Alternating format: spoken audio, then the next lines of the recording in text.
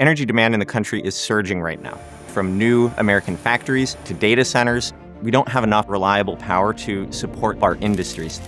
The United States has a ton of domestic energy, but some of the time that energy isn't available when we need it. Antora is delivering the cheapest, most reliable energy to U.S. industrial customers, to data centers, and to American cities by taking intermittent energy, storing it as heat, and then delivering it to customers on a 24/7 basis. From the beginning, Antora was built for scale. We've now built one of the largest battery factories in the United States and manufacture and deploy at gigawatt-hour scale. So we're really excited to have moved as a company from an idea generation stage to a prototyping stage to manufacturing stage and now to that enormous deployment stage where we're actually building one of the biggest batteries in the world to support the grid and to make better use of the energy that we have.